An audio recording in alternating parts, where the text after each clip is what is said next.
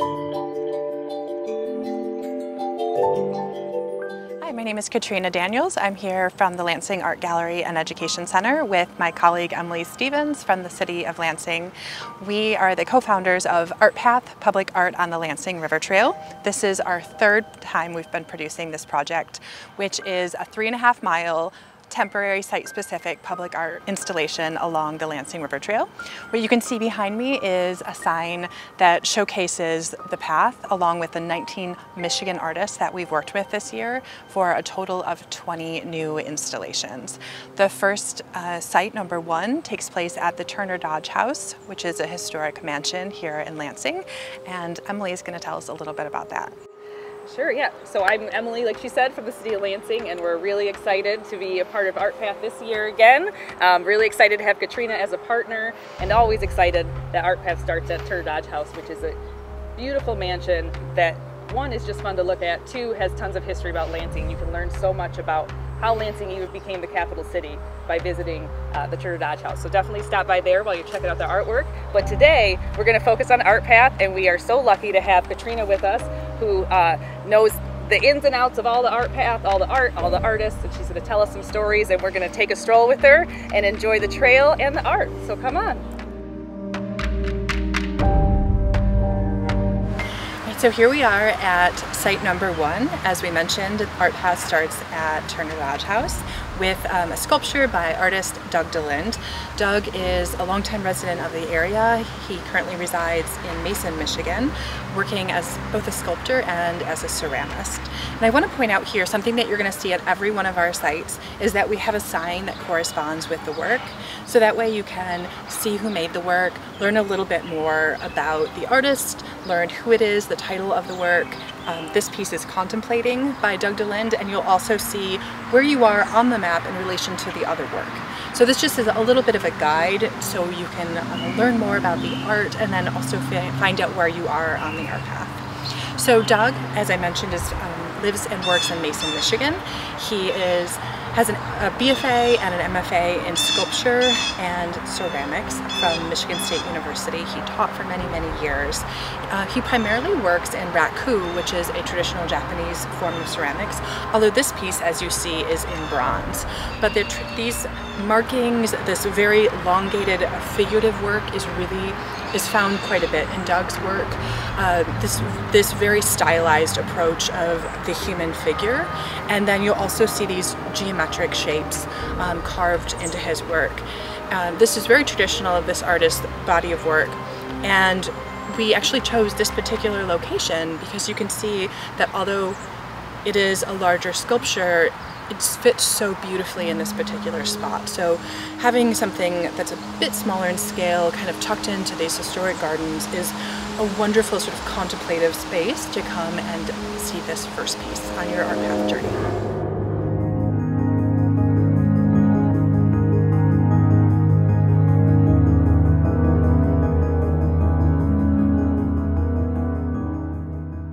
So we are at site number 2. This is just slightly south of the Turner Dodge House on the Lansing River Trail. This piece is called Leaf Spiral by Craig Hinshaw. He is an artist and an art educator out of Davidson, Michigan, and his focus has been ceramics. But Craig is really interesting artist because he's not only interested in ceramics and sculpture, he's also interested in the viewer and the community actually participating in the work. So as you can see, that there is a large arch here that the artist has created, which you can walk through, and this will take you into this section of the grass where the artist has created a spiral on the grass, and he's asking you as a viewer to actually take part in this work. So as you can see here, there is a box, and this box has instructions, and also you'll find sticks on it. So this is kind of instructions for you to become part of the piece and actually get to make part of the work. What's just so interesting about this, because a lot of times when we think about art, it's only to look at and you're not allowed to touch it and you're not allowed to participate in it. But this artist is kind of blowing up that notion. He's asking you as a viewer to be part of his work. One of the things he put on here is one generation plants acorns and the next enjoys the shade. So he wants us to kind of think about that as you're enjoying this work. He also has instructions for how you can participate. And for leaf spiral, he's actually asking us to create our own temporary piece that is created with items from nature. So leaves, which are plentiful, sticks, which he's collected for us. We just poke it through. It kind of creates like a little bit of a flag or a banner. There's no wrong way to do this. This is something that anyone of any skill level can make. And he's asking us to then take it out here into this space and plant it.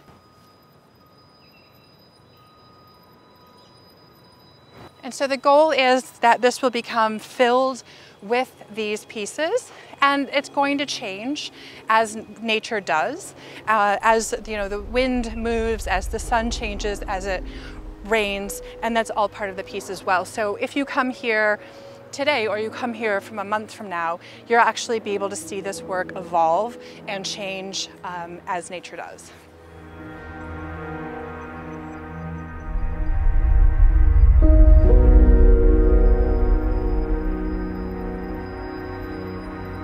So we are at site number 3.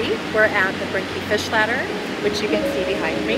And this piece is titled Fish Ladder, and it's by artist Jessica Wang, who is from East Lansing, Michigan. So sometimes artists are creating work in their studios that or something is a conversation that they want to have or a concept that they want to explore that doesn't have anything to do with the site. Sometimes though artists actually respond directly to the site, and especially when we're thinking about public art. So Jessica was actually responding to the fish ladder into the Grand River itself. And as you can see, she's created a site-specific installation of fish that are made out of recycled materials. Jessica was trying to explore the idea that plastics are very damaging to our environment and they're quite mismanaged.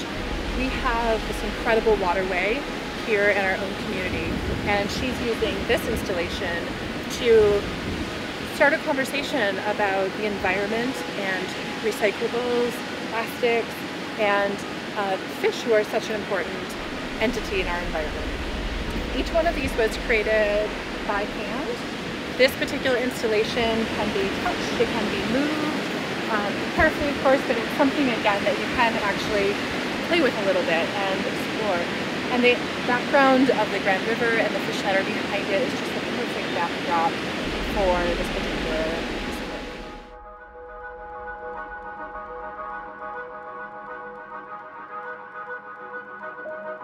So we are at site number 4. This is Heavenly by Michael McNaughton. He is a sculptor and metal artist from East Lansing. And one thing you'll probably notice when you look at this work is that you're going to see different shapes and parts that might remind you of something that you've seen before. And that's because part of Michael's process is to actually find found objects, go into junkyards and repurpose things. So he takes metal pieces that maybe had a life of something else, and then he creates new sculptures with them. The patina, which is just kind of how the metal wears when it's outside in the weather, is something that's very intentional for him, that he loves. He is also inspired by jazz, and so this is his sort of interpretation of that type of kinetic, beautiful music. And he works in very large-scale works and also smaller pieces. This space, again, I love it's a little bit of a quieter moment where you can stop and you can see the work, reflect on it. One wonderful thing about this site is it's also near a trailhead. So one of the things we thought about with this project is, this is a great place for people to walk and bike the trail. Some folks might feel more comfortable parking and then walking. And so site number 4 is a great spot if you do need to drive up. It's accessible. You can park and then get out of your car, take a look at this site and enjoy site number 5, which is actually just beyond it. From a really close walk from site number 4, from Michael McNaughton's work, is site number 5, work by Jane Ryder, and it's just up here on this bridge. This view is beautiful. So one of our artists actually was working on the trail this year, had never been to the river trail, and she was just astounded by how beautiful it is. So in addition to the natural beauty, you know, Artpath has the most amazing background. And here we are. So this piece is a little bit more subtle. This is a work by, as I mentioned, artist Jane Ryder. She's a fiber artist who has an MFA, and she wanted to actually use the architecture of this space and create a long installation along this railing called Chain of Compassion. And as you can see, there are hearts that are strung all along this space. The artist was talking about this work and how to her, the heart is a symbol for love and equity and compassion. So this is really a statement for her about community and humanity and togetherness. And each one of these was actually created by hand, so the amount of time that takes place to create an installation like this is quite labor intensive. And then I found out that Jane actually mailed some of these hearts to friends and artists and loved ones in the community ahead of time. So that's kind of a wonderful addition, is that some of these hearts were actually shared around the state as well. So there's a little bit of that participatory piece again.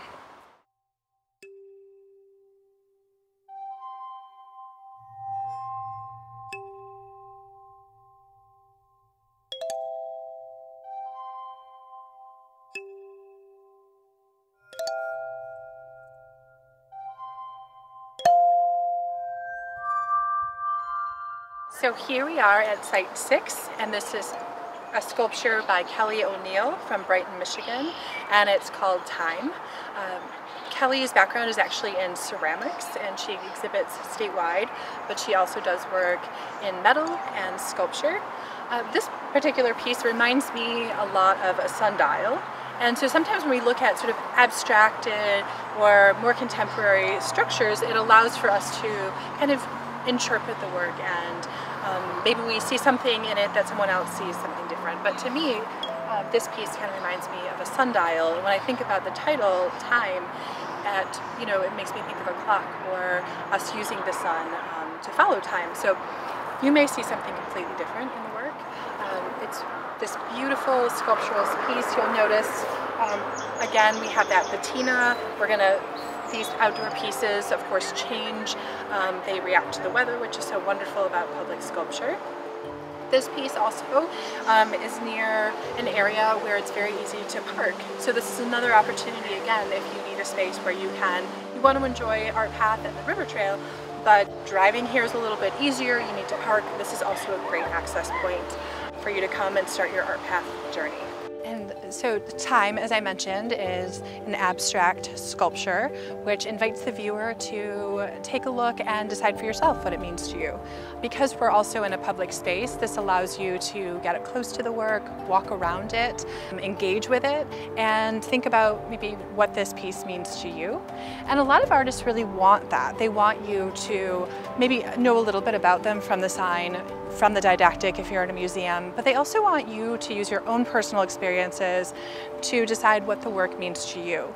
Our next artist that we're going to see a little bit farther down the trail is also a sculptor, and this artist, when I spoke with him, Douglas is his name, he made it very clear that he really wants to invite the viewer into decide what that sculpture means to them. So when we get a little bit closer to that one, that's another one that you're going to see. You might see forms that are recognizable, but you will also have an opportunity to decide what that sculpture means to you.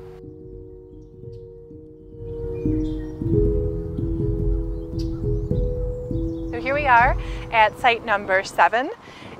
This is an ancient relic from a distant future is the title of this sculpture by artist Douglas Guenza.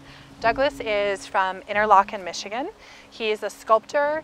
He also has a background actually in theater design and production as well. And as you can see, the scale of this piece is just enormous. And so this site was chosen because we wanted a space that could really allow this piece to have room to breathe, really allow the viewer to come and walk around it. One of the things that as arts professionals we think about with sculpture is it wants to be seen from all of the sides. So we wanted to place it in a location that would actually allow you to see it from many different sides and kind of interact with it. Because this work is so big, you can also see it from across the river. So what you can't see right now is the river is right in front of me. And so you can experience this work close up, or you can actually experience it from at a distance, which just creates multiple opportunities to engage with it. And as I mentioned when we were looking at Kelly O'Neill's piece, Douglas is an artist who feels very strongly that he really wants the viewer to interpret the work for themselves. So we do have a small statement from him on the sign, but when I spoke with him during the installation, he said he doesn't want to inhibit your interpretation. He wants you to bring your life experience to the work so that you can decide what you see in this. And so you might see a piece from a rotary phone, you might see a car part, maybe a gear. There's so many ways we could look at this, but our own experiences, are going to bring in some sort of interpretation, which again, that's something that happens a lot with abstract art. And that's what's so amazing about it, because there really isn't a wrong answer. And so this isn't, a test. This is just an opportunity for you to come and engage with the work and reflect on the work, and you get to decide what it means to you.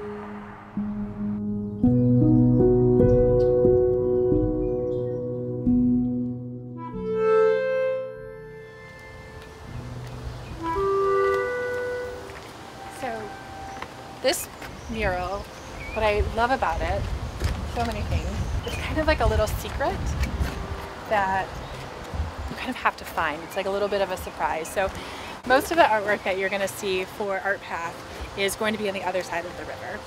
But this wall, it was blank and empty, and it just felt like a canvas that we really wanted an artist to be able to create on. So Stephanie Ellis put forth this proposal for Rebirth. Stephanie is a Grand Rapids-based artist. She has a really interesting connection though to Lansing, because Stephanie's aunt lives here. So she actually spent many, many years growing up and coming to Lansing as a child, and then also experiencing Grand River, the waterways of Michigan, and the natural landscape. So she has a really kind of intimate connection to the city, even though she resides on the west side. So she decided to kind of bring forth this idea of transformation and also nature and the natural world through her work. So what you'll see is this large frog and all of these tadpoles that are really brightly rendered. And we could think about transformation through growth. Personally, we can think about it through age, through the changing seasons. So again, this is one of those works where maybe the artist had an idea, an intent about kind of what she felt about the work, but again, it allows us to kind of respond to it and think about what it means to us.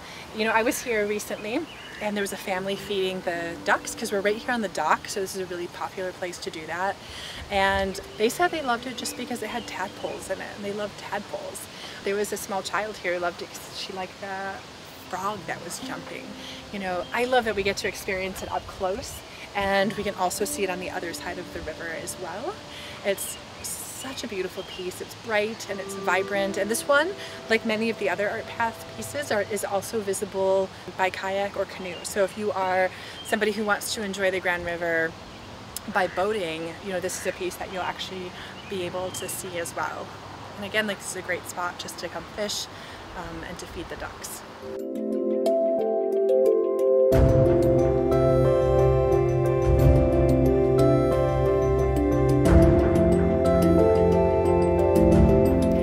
Here we are at site number 9 on Artpath. This is Into the Hot, Out of the Cold, a sculptural installation by Jim Wolnowski. This installation is actually taking into consideration the architecture under the Michigan Avenue Bridge. Jim is a sculptor. He works in both wood and metal primarily, and you can see that these sculptures are kinetic, so they move, and they move with the wind or if there is movement from the bridge itself. And he has used this vast space and built these sculptures really to fit this space, so it's a site-specific work. And Jim is he's a jazz lover. He loves music. So Into the Hot, Out of the Cold is actually a reference to one of his favorite songs. And jazz can also feel quite kinetic at times. It can feel sort of abstract. And I think some of that movement he's taking into his work. And when you do see the work close up, you'll also notice how these are actually constructed to fit right on these beams and float all throughout the space, and really changes how this space feels. Again, so we're right under the Michigan Avenue Bridge on our Artpath tour. We're at site number 10. This is Mischief by Dace Knichtistik, and he is a sculptor primarily working in metal. He actually creates small scale works as well as large scale pieces. What's interesting about this particular sculpture is it was actually created for Scrap Fest, which if you know the area, you might be familiar with this festival where artists actually are using scrap metal to create sculptures. So this piece has sort of another life here. If you can tell, there are two bears, and they're trying to reach this beehive because they're looking for honey. Their top piece here is actually kinetic, it moves, which is really fun. We saw that at our previous site. And we're actually located near the Impression 5 Museum and the Ariolds Museum. So this is a site that we try to bring in artwork that is a little bit playful, is family friendly, and if possible even has like a science element to it. So every year when we bring in work at this site, it's going to be something maybe a little bit more whimsical or something interactive, because we know that we're going to have families coming through here. This just feels like a tree that's kind of nestled right into this little forest park. Here we are under the Kalamazoo Bridge at site number 11 on our Artpath trail, and you can see behind me this gorgeous mural. It's hand painted by artist Emily Luke, who is out of Grand Rapids, Michigan. Emily actually has an illustration background, and you can really see it in this mural because she's exploring this flora and fauna, and it's so detailed and beautiful, and it looks like something you might even see, you know, in a watercolor or on a piece of stationery. So it's really unusual to see something this detailed with these types of brushstrokes, you know, in a mural on a large scale wall. This piece is absolutely beautiful, and it completely transforms the space. So come out, see the trail, enjoy Living by Emily Luke under the Kalamazoo Bridge. We are at site 12, our Elements of Matter by Christine Beals. She is an artist out of Haslett, Michigan, who specializes in folk art. This large-scale piece is probably the largest that Christine has worked. She primarily works in smaller figures, but was really reacting to the space around it. This is her interpretation of the natural elements of earth, fire, wind, and water, which you can see interpreted in the changes of color in this large piece. Again, this was sort of tucked into a smaller area where, as a passerby or somebody who wants to sit at the bench, can really take this work in, enjoy it. As a sculpture, it also allows you to walk around the whole piece and be able to experience it from all three sides. So here we are under the 496 Bridge. We are at site number 13, Being and Autism, a mural created by artist William Charland. William is an academic and a professor. He discovered that he was autistic in his late 60s. And what you're actually seeing here on these 8 panels are writings from his journal where he explored how he was feeling. And he's actually created a visual work out of this. So this is an opportunity as a viewer to be able to read through a deeply personal element of this artist's life and to experience some of what he's experienced on this mural. Here we are at site number 14. This mural is titled Oh Good, No Time for Fear by Maddie Jackson. She is out of Spring Lake, Michigan. As you can see, this figure is looking at a watch. The watch is very stylized, so it's a large clock. This muralist is very shy, and she struggles with generalized anxiety disorder. And she created this as a reminder for people to try to breathe through those moments of anxiety and to try not to get bogged down on them. When we interviewed her, she said that she's actually a commercial artist. she hasn't worked in a public space like this very often, and she's really hoping that this work is just a positive reminder to the passerbys of the river trail. Here we are at our next mural. This mural was not originally intended for Artpath. It was actually a later addition, so if you look at the Artpath map, you won't see this George Floyd work on there. This is a mural created by artist Isaiah Lattimore, who was reacting to the recent events of George Floyd's death, among many other Black men in our country. As an artist, he really felt like he wanted to use his talent to have a conversation with the community, to celebrate George's life and to make a statement. And so portraiture is something that Isaiah is really, really talented at. So he used this photo of George to create this beautiful mural. Isaiah is also from Flint, and there have been recent protests, as there have been around the country. And in Flint, the sheriff actually joined the protesters and said, walk with us, and in a moment of solidarity. And so Isaiah also incorporated that language into this mural because he wanted to honor that sentiment and that moment that happened in his hometown of Flint. You can also see that there have been some flowers left here, and this has become a space where people are leaving objects, are taking photos, and honoring the memory of not only George, but of so many others that we have lost due to the violence against Black people in our country. Here we are at Site 15, and this is called Keep It Grand, and it is a mural created by Detroit-based artist Ann Lewis. And this particular style of work, this like very geometric, kind of using language that you might not see just right away, but maybe you step back and you actually see the words, is something that's very specific to her style. And Anne was reacting to the surrounding community, and since we're right on the Grand River, she was thinking a lot about the importance of our waterways, the importance of Michigan waterways, and created this mural called Keep It Grand, Lansing.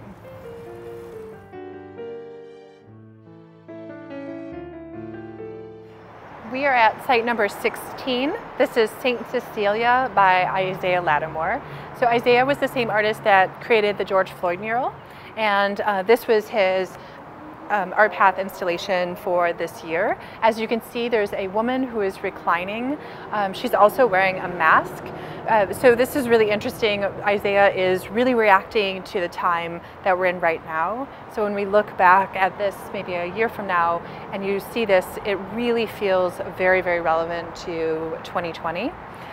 What you also notice is the face of this figure is so beautifully rendered, but there's also these really large gestural marks that are very typical of a street artist. Isaiah actually started working as an artist in graffiti first, and then actually went to art school to finish his BFA. He's really interested in Western art history and bringing in some of those historical icons into contemporary work, which you can see here in St. Cecilia.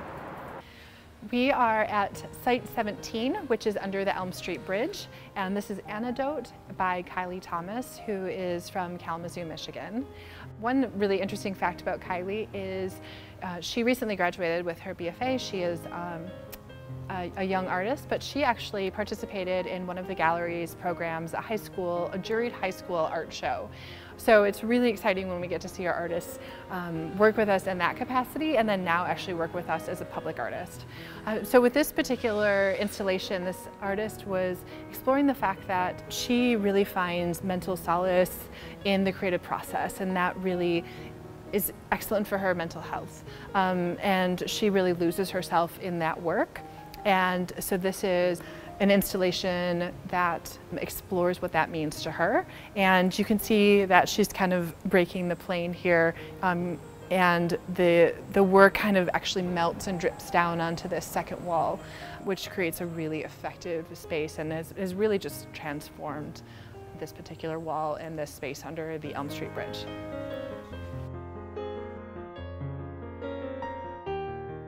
We are nearing the end of the Artpath trail. This is number 18.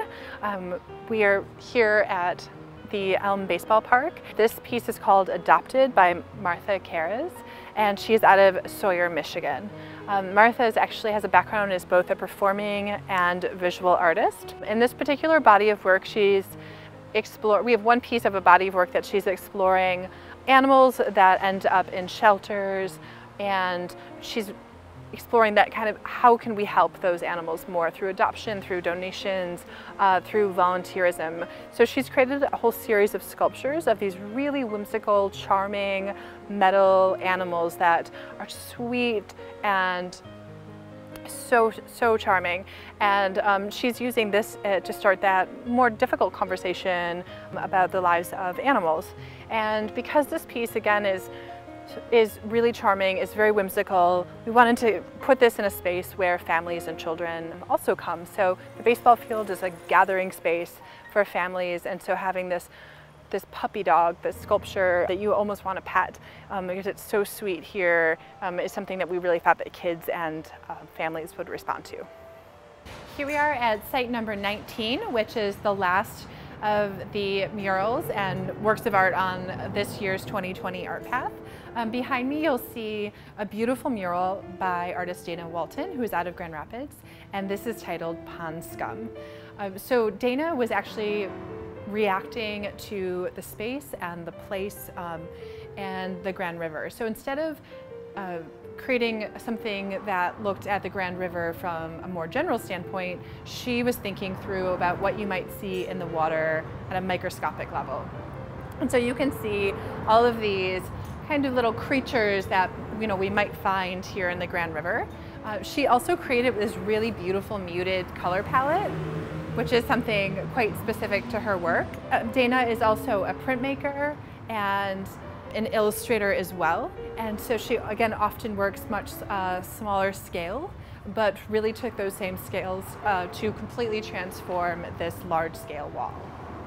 So I wanted to take a moment to thank our title sponsors who helped to make this project happen, Rathbun Insurance Agency and Auto Owners. We also have generous site sponsors who sponsored various sites along the river trail, and we also had donors who helped support us through our crowdfunding campaign, Patronicity. So all of those are absolutely crucial to help make this project possible. Thank you. For those of you who might be interested in actually participating as an artist next year, this is an annual program, and there are opportunities for you to apply to get more involved. At our website, lansingartgallery.org, you will find artist submissions. Every year we will lay out the sites, the timeline, installation dates, and also the artists receive a stipend for this work because we believe in working with professional artists and paying them for their work. So we will put a call to artists out in the spring of next year. So if you're interested in getting more involved and applying for Artpath, that's one way that you can do it as well. If you want to come out and just enjoy Artpath and see the work, you'll find a map on our website that is perfect for mobile devices. You'll also find a Google map if you wanted to actually follow the GPS coordinates. It'll take you right to a work that you'd like to see. And we also have a downloadable PDF. Of printing a paper map and taking that with you is going to be a little bit easier. That's also an opportunity. Again, all of that can be found at our website, lansingartgallery.org. If you do go out and enjoy the work, we'd love to see your photos. So please tag the gallery on Facebook, Twitter, and Instagram and use the hashtag LansingArtpath.